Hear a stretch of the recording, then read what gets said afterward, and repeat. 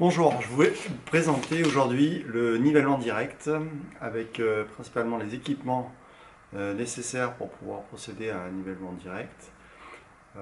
Et ensuite on verra l'installation, le mode opératoire pour mettre en place le niveau. Et enfin les prises de mesure, on les verra dans un troisième temps.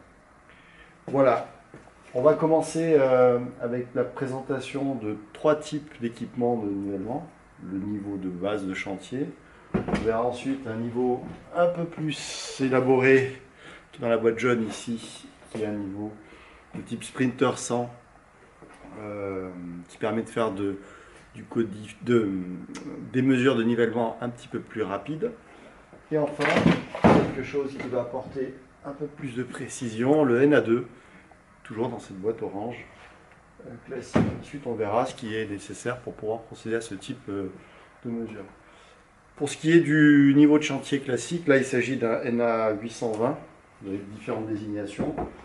On va l'ouvrir au niveau de la boîte, on écarte la sangle, ça vous ne voyez pas trop mais je vais vous le montrer comme ceci, on écarte la sangle, les petits boutons qui permettent d'ouvrir la boîte et on a à l'intérieur le sésame, le niveau de chantier.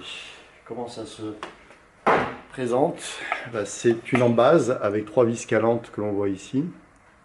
Ces 3 vis calantes qui vont permettre de procéder à un réglage.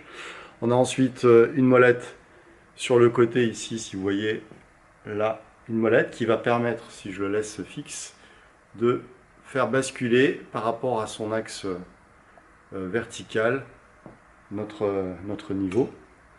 On a également ici une molette de l'autre côté qui est un peu plus épaisse et qui est collée à l'optique, en fait qui va permettre de faire la netteté à l'intérieur de notre appareil optique. Vous avez un petit ergot noir au-dessus et une ligne, une rainure à l'intérieur du plastique qui permet de faire une visée grossière lorsqu'on tourne à la main notre appareil sur son axe. Donc on a un axe de rotation. Une graduation autour de la bague. Un petit élément ici qui est intéressant, je ne sais pas si vous le voyez bien, qui va permettre de faire bouger le compensateur. Alors, vous n'allez peut-être pas l'entendre très, très finement, mais il y a un petit bruit de ressort qui se met en place.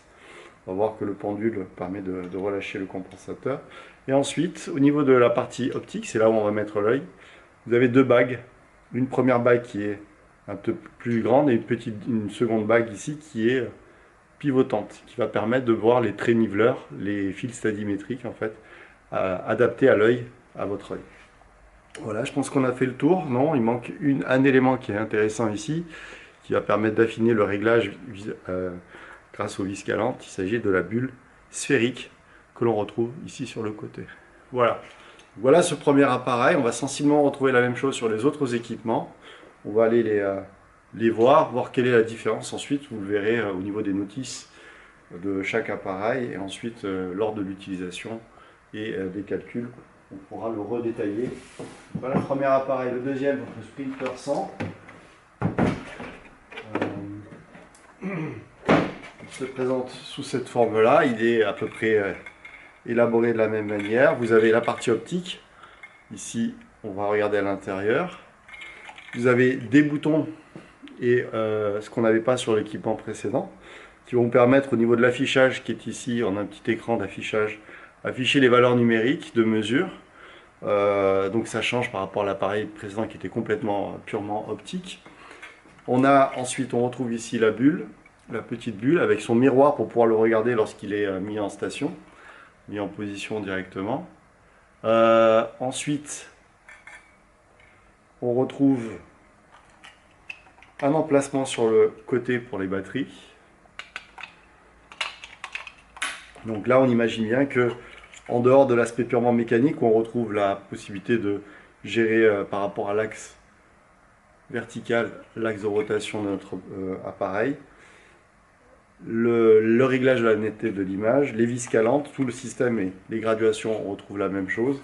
Par contre, il y a un aspect d'enregistrement des valeurs numériques, enfin d'affichage pour l'instant. On verra que en fonction des appareils, il peut y avoir l'affichage numérique sur l'écran, ou de l'enregistrement des données, comme sur les stations totales qu'on verra un petit peu plus tard lorsqu'on fera du nivellement indirect.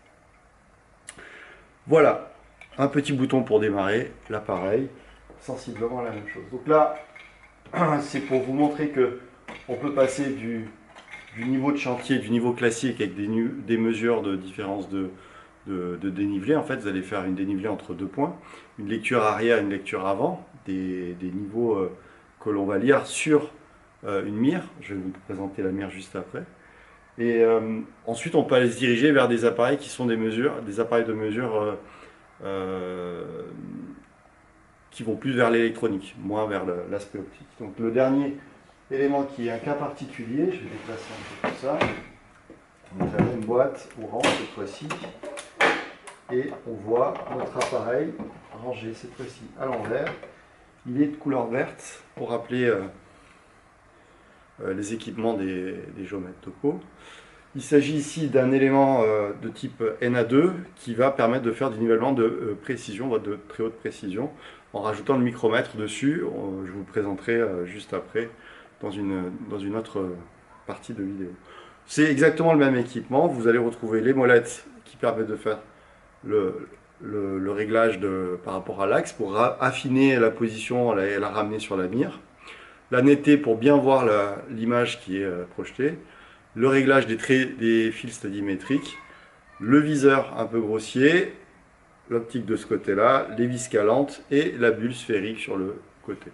On trouve exactement le même schéma. Alors, je vais aller chercher le reste des équipements.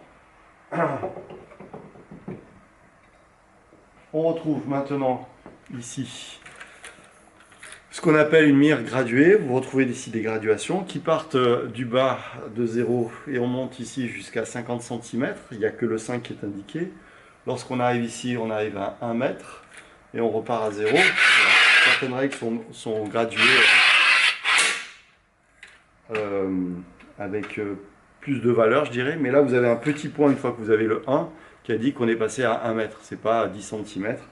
En comparaison de la graduation de tout à l'heure qui est, sans tout casser, ici, qui est de 1 sans le point, qui correspond à 10 cm.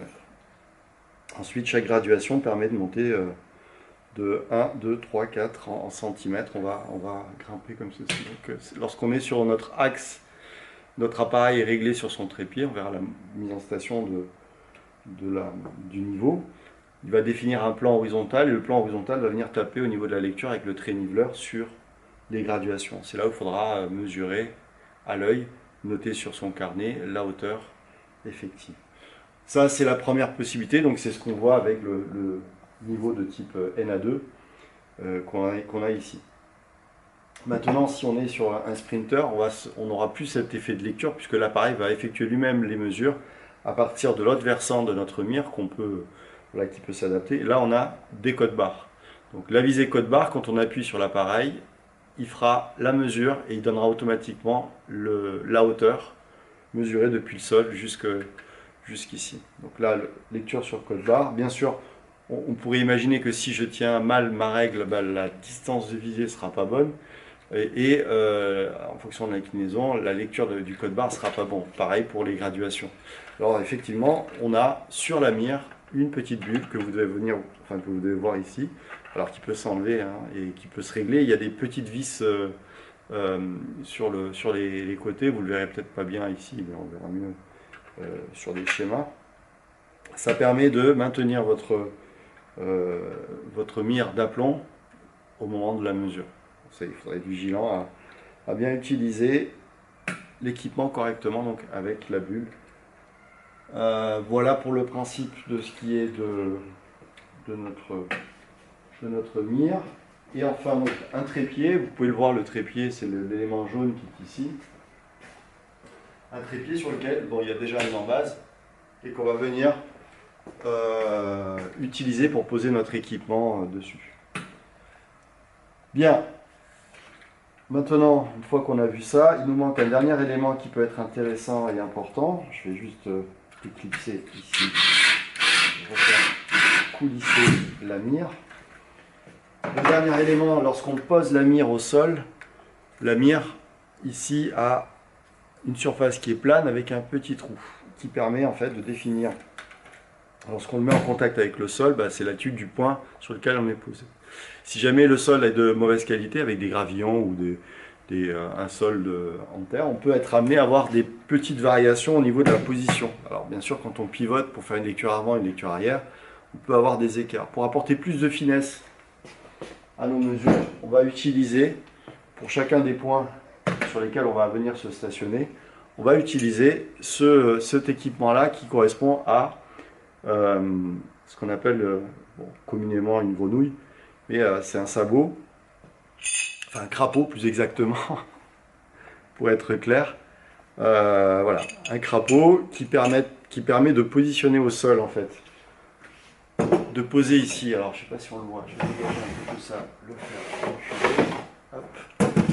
Voilà, bien le crapaud au sol et ensuite on vient positionner notre mire au sol. Alors bien sûr on ne sera pas sur l'altitude effective du sol au point considéré, mais on aura c'est un point intermédiaire sur lequel on n'a pas besoin de connaître l'altitude exacte. Donc là, on va pouvoir pivoter et être sur un point cohérent. Ce qui veut dire qu'au démarrage, lorsqu'on est sur un point de référence, il ne faudra pas se mettre sur le crapaud, mais directement au sol, pour faire la première mesure de lecture arrière. Et sur le dernier point, si on arrive sur un point d'altitude connu, même chose, il faudra ne pas mettre en place cet équipement-là pour être directement sur le point considéré, éviter les erreurs de calcul. Voilà en ce qui concerne l'équipement dont on a besoin pour faire du nivellement direct.